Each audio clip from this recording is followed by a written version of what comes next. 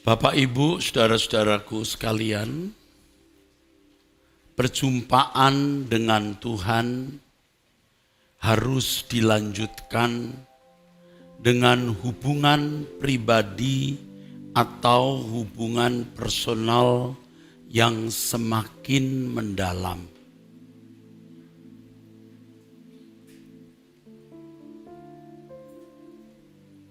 Kita bukan hanya berjumpa dalam perjumpaan sekali, setelah itu tidak ada kelanjutannya.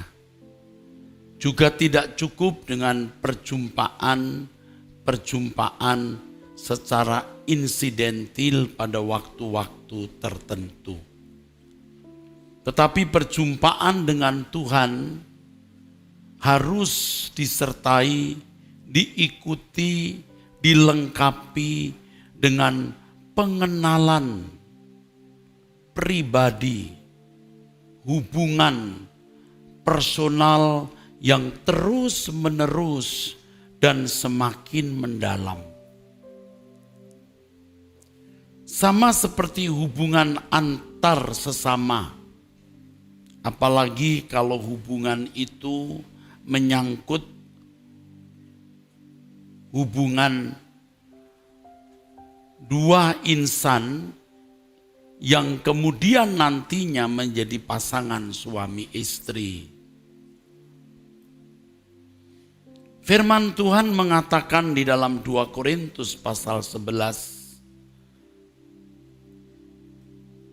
bahwa hubungan kita dengan Tuhan Yesus itu hubungan kekasih, hubungan pertunangan yang suatu hari seperti yang dikatakan beberapa kali di dalam Alkitab, khususnya kitab Wahyu, ada yang disebut pesta perkawinan anak domba. Pesta perkawinan ini bukan pesta perkawinan dalam pengertian umum hubungan pria wanita terkait dengan romantika seksualitas. Tetapi perjumpaan antara Kristus sebagai mempelai laki-laki dan kita sebagai mempelai wanita.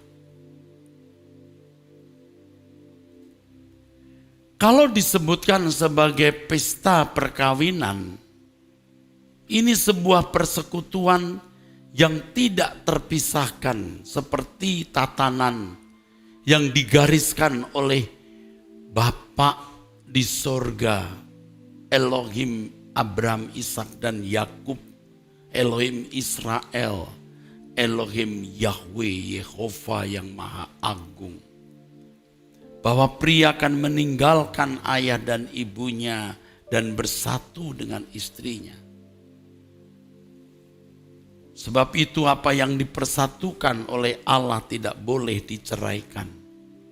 Itu tatanan hubungan pria dan wanita yang diikat dalam pernikahan, itu hubungan abadi, itu hubungan kekal, saudara. Luar biasa di dalam Efesus pasal 5, ketika Paulus bicara mengenai hubungan suami istri, kembali Paulus menulis kalimat ini. Sebab itu laki-laki akan meninggalkan ayahnya dan ibunya dan bersatu dengan istrinya, sehingga keduanya itu menjadi satu daging. Rahasia ini besar.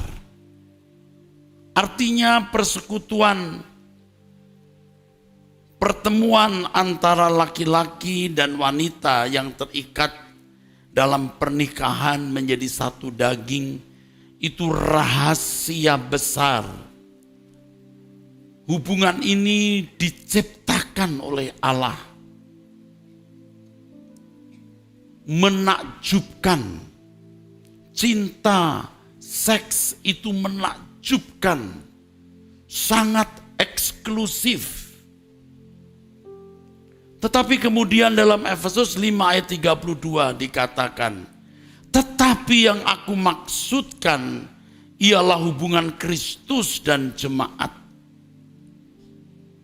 Jadi kalau hubungan suami istri memuat rahasia besar, ada eksklusivitas, keistimewaan yang sebenarnya tidak bisa dijelaskan. Cinta itu luar biasa, saudara. Jadi kalau sekarang kita melihat cinta bisa menjadi begitu murahan, perkawinan menjadi begitu sembarangan, perceraian begitu mudah terjadi karena manusianya rusak. Kalau seorang pria mengenal Allah dengan benar, takut akan Allah, benar-benar menemukan Allah. Seorang wanita mengenal Allah, takut akan Allah, lalu dipersatukan dalam cinta romantika, itu luar biasa. Tetapi yang seperti ini hampir-hampir tidak kita temukan hari ini. Karena manusia rusak. Jika manusia rusak, maka cinta ideal yang Allah ciptakan pada penciptaan awal yang ditulis dalam kitab Kejadian tidak terwujud. Nyaris tidak terwujud. Karakter yang membuat manusia kehilangan cinta romantika orisinil yang Allah ciptakan. Padahal sebenarnya luar biasa. Keistimewaannya, eksklusivitasnya itu luar biasa. Tidak berlebihan. Maka dikatakan di dalam firman Tuhan, rahasia ini besar. Dan kita menemukan di dalam firman Tuhan dikatakan hubungan pria wanita, jatuh cintanya wanita kepada pria, hal yang tidak ku mengerti. Begitu dikatakan di dalam tulisan seorang bijak di Alkitab. Rahasia ini besar. Namun kemudian Paulus berkata, yang aku maksudkan ialah hubungan Kristus dan jemaat. Kalau hubungan pria wanita saja begitu eksklusif, begitu istimewa, hanya Allah yang bisa mendesain. Maka hubungan Kristus dan jemaat, hubungan pribadi antara Tuhan dengan kita, mestinya jauh lebih eksklusif. Jauh lebih indah. Tetapi apakah kita menemukan hubungan ini? Apakah kita mencapai hubungan ini?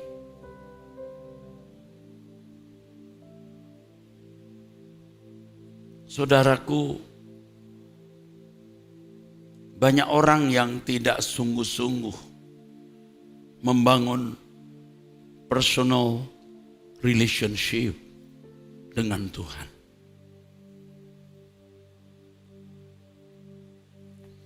Saudara pasti punya teman, punya kenalan. Dan setiap teman atau kenalan itu saudara beri porsi. Kalau si A berkata, "You lagi ada acara enggak?" Kalau orang itu kita beri porsi sedikit atau porsi kecil, kita berkata, "Ada apa? Emangnya ada apa? Mau ada apa? Tanya dulu."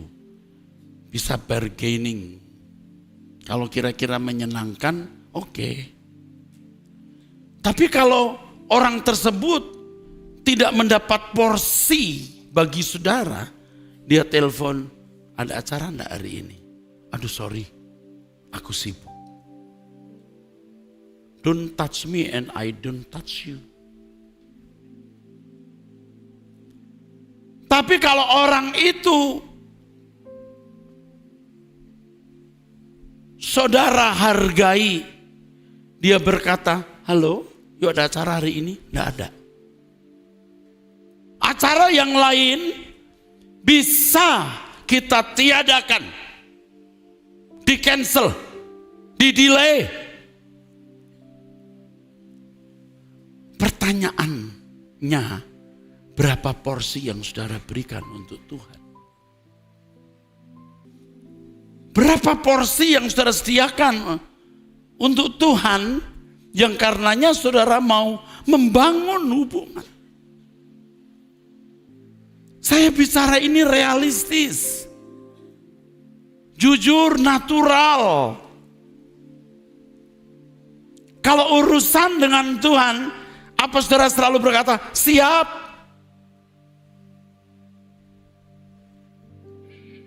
Kalau tidak, saudara tidak pernah memiliki hubungan eksklusif dengan Tuhan. Jangan sampai nanti di ujung maut, baru saudara berkata, Tuhan, di mana kau? Lalu malaikat jawab, dulu kamu di mana?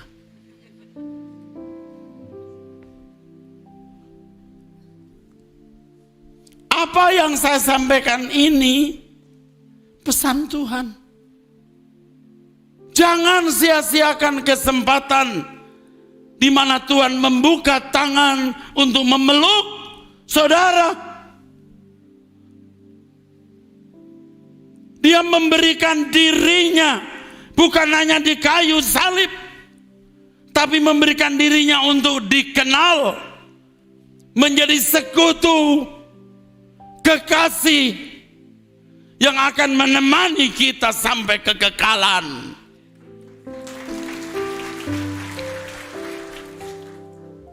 Ini bukan sekedar masalah gereja.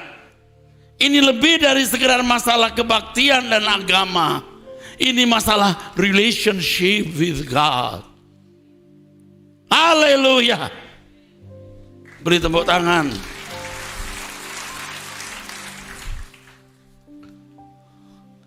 Saya katakan beberapa waktu ini, saudaraku, seberapa saudara membutuhkan, merasa membutuhkan Tuhan. Prosentase saudara menentukan seberapa saudara mencintai dan menghormati Dia.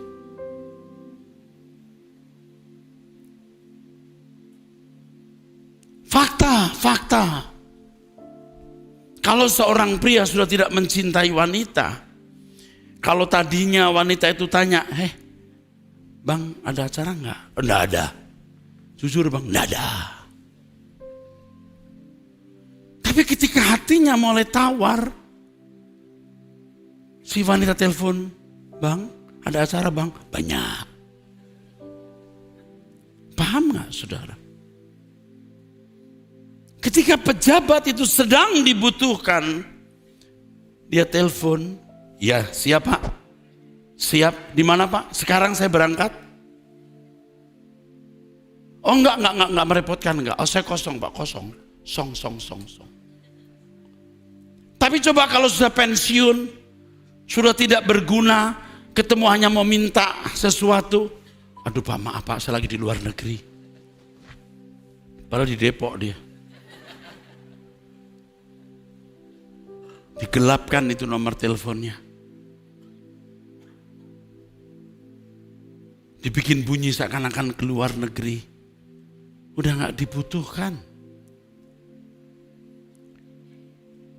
Berapa persen saudara membutuhkan Tuhan?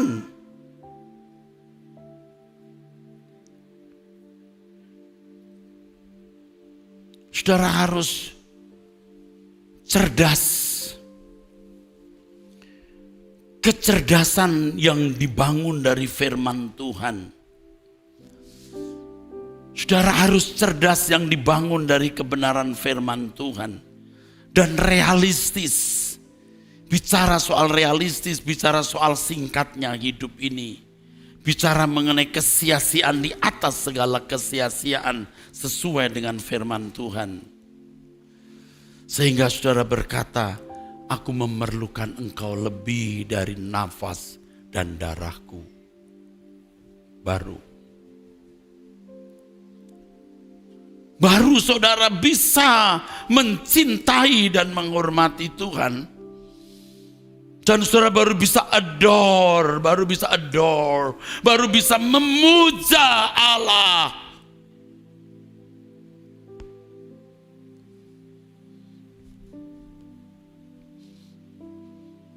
Mau tidak mau saudara harus menyediakan hatimu untuk Tuhan.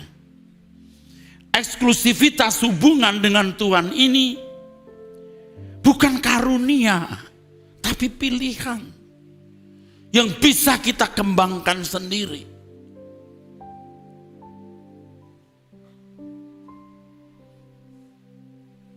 Kalau saudara menetapkan hati mencintai seseorang dan menutup hati terhadap siapapun, cintamu akan makin membara. Dan itu fakta hidup yang tidak terbantahkan. Tuhan membuka dirinya untuk dikenal dan memberi dirinya untuk memiliki hubungan eksklusif dengan kita. Mengapa kita tidak menghargai kesempatan ini? Kenapa kita tidak berani menutup hati kita terhadap siapapun dan apapun dan menyediakan hati kita untuk Tuhan?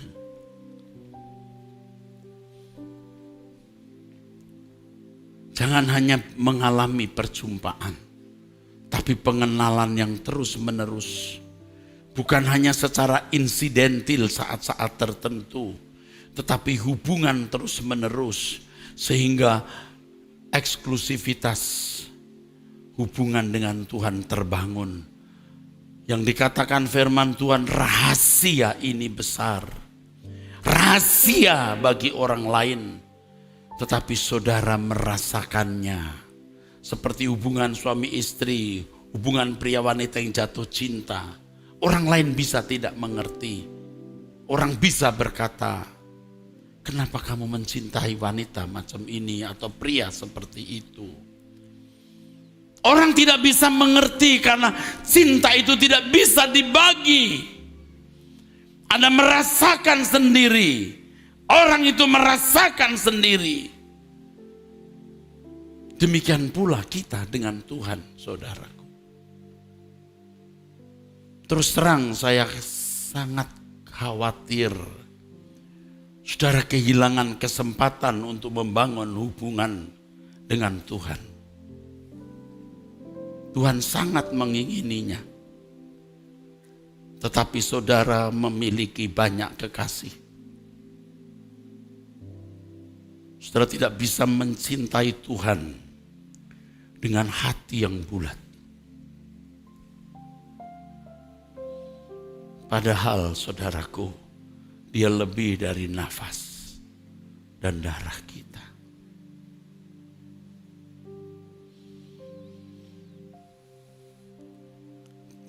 Jangan main-main. Jangan anggap sepele pesan ini. Tuhan membuka tangannya untuk memeluk saudara. Tergantung seberapa saudara menyediakan diri untuk dipeluk Tuhan menjadi kekasihnya. Sebab itu laki-laki akan meninggalkan ayahnya dan ibunya dan bersatu dengan istrinya sehingga keduanya menjadi satu daging. Tidak terbantahkan betapa eksklusifnya hubungan orang tua dan anak itu. Tapi ketika seseorang menemukan kekasih yang akan menjadi pasangan hidupnya, dia harus meninggalkan ayah dan ibunya. Eksklusivitas hubungan antara anak dan orang tua di sini bisa dikalahkan oleh hubungan pria dan wanita dalam ikatan romantika, ikatan sebagai suami istri.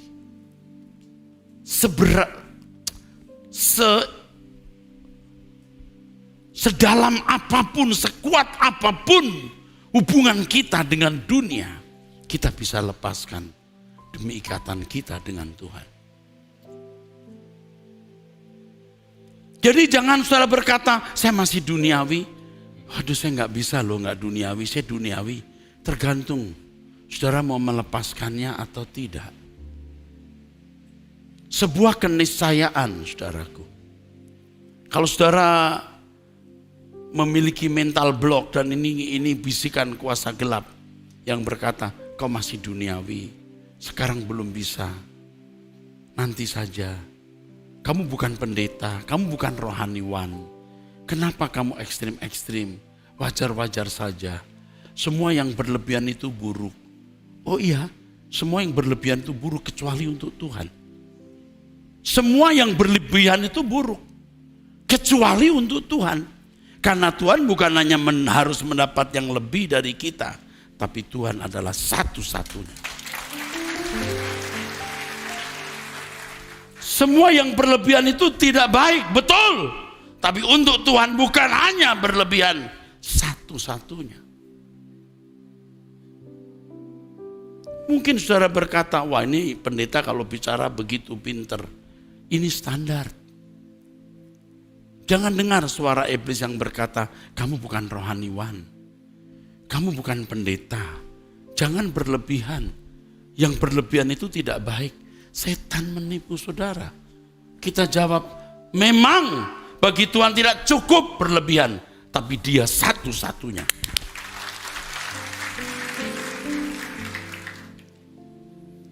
Cinta itu nyata. Hubungan dengan Tuhan itu realitas yang kita bisa rasakan. Orang lain tidak bisa mengerti. Karena ini bukan sesuatu yang bisa dilihat dengan mata dan diurai dengan kata-kata. Ini sesuatu yang dirasa dalam batin dan Tuhan merasakannya.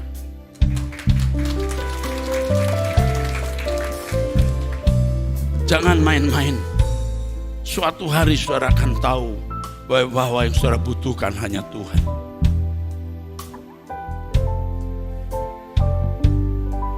Bukan tanpa alasan kalau pemazmur berkata, siapa gerangan ada padaku di surga selain Engkau.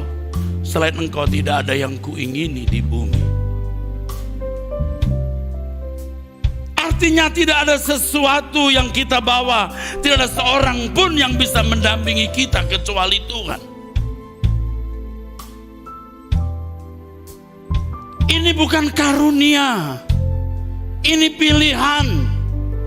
Akses untuk menjumpai Bapa, menjadi kekasih putra tunggalnya, itu karunia.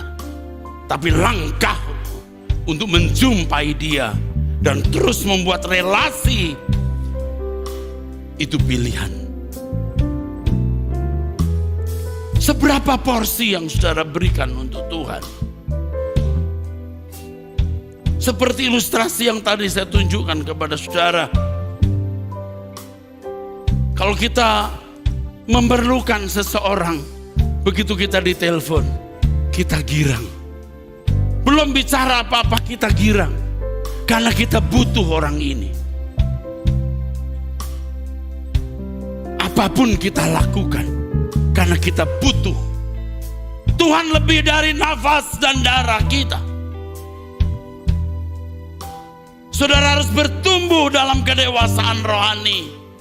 Lewat kebenaran firman yang saudara dengar. Lewat pengalaman perjumpaan langsung dalam doa. Dan mempertimbangkan semua peristiwa yang terjadi. Yang saudara lihat dan saudara alami. Bahwa ternyata hanya Tuhan yang kita butuhkan. Ingat waktu saudara terpuruk. Bagaimana Allah mengangkat saudara. Ingat pada waktu Tuhan menyertaimu. Menolong engkau. Itu pengalaman-pengalaman hidup yang membuka matamu untuk menemukan, membuktikan hanya Tuhan yang kita butuhkan. Masa kita harus dihajar dengan masalah lagi untuk membuktikan kesetiaan Tuhan? Belum kekekalan. Cukup kita berkata, aku percaya padamu Tuhan. Cukup. Dan kita berkata, hanya Engkau yang kubutuhkan. Jangan tinggalkan aku. yang rendah hati, orang yang membutuhkan Tuhan sepenuh jiwa. Dan rasanya dia tidak bisa melangkah tanpa Tuhan. Sampai saudara berkata, aku bisa hidup tanpa siapapun, tanpa apapun. Tapi aku tidak bisa hidup tanpa Tuhan. Laki-laki akan meninggalkan ayahnya dan ibunya dan bersatu dengan istrinya. Sedekat apapun, selekat apapun dengan seseorang atau sesuatu harus dilepaskan demi kekasih, demi pasangan hidup. Sehingga kata Alkitab, keduanya menjadi satu daging. Indah sekali dikatakan dalam 1 Korintus 6 ayat yang ke-17. Tetapi siapa yang mengikatkan dirinya pada Tuhan menjadi satu roh dengan Dia. Satu roh.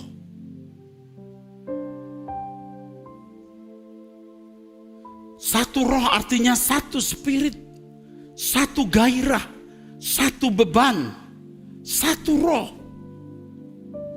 Dan orang-orang seperti inilah orang-orang yang bisa dikatakan atau baru bisa dikatakan sebagai belongs to God. Belongs to God.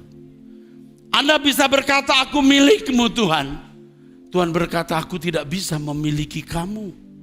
Karena rohmu beda. Cintamu untuk yang lain bukan untukku. Jangan nanti di ujung maut, sebelum Anda putus nyawa berkata, Tuhan ini aku milikmu, ambillah aku. Tuhan berkata, aku tidak bisa mengambil kamu, karena kau bukan milikku, kau telah dimiliki dunia. Aku tidak menemukan gairah di dalam dirimu yang kau tujukan untukku. Tidak satu roh dengan Allah.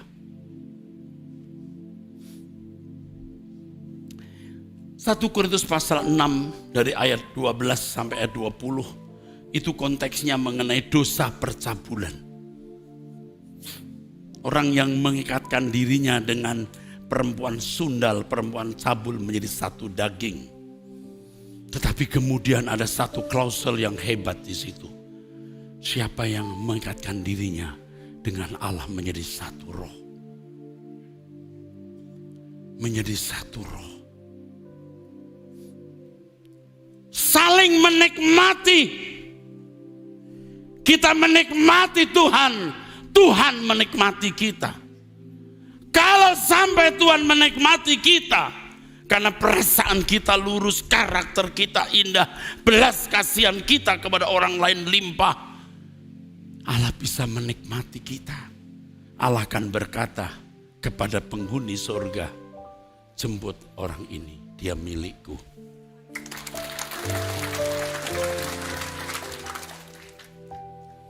Saudara harus jadi kekasih Tuhan. Harus. Untuk itu Anda di sini dan untuk itu saya melayani saudara. Harus menjadi satu daging. Pasangan yang ideal. Itu pasangan yang bisa saling menikmati dan tidak bisa menikmati orang lain. Jijik untuk yang lain. Itu pasangan yang benar. Seganteng apa pria itu, wanita yang telah memiliki pasangan dan memiliki hubungan yang benar, dia melihat pria itu jijik jika mau mengajak hubungan dengan dirinya. Sama dengan seorang pria yang memiliki istri, secantik apapun wanita lain, jijik di matanya kalau ada hubungan yang tidak sepatutnya. Jijik. Bukan sekedar tidak mau, tidak bisa. Karena engkau, seseorang ini hanya terikat dengan pasangannya. Kita harus terikat hanya dengan Tuhan. Jijik untuk yang lain. Jadi kekasih Tuhan. Agar saudara menjadi milik Tuhan. Belongs to Him. belongs to him. You are mine. You are mine. Kamu milikku.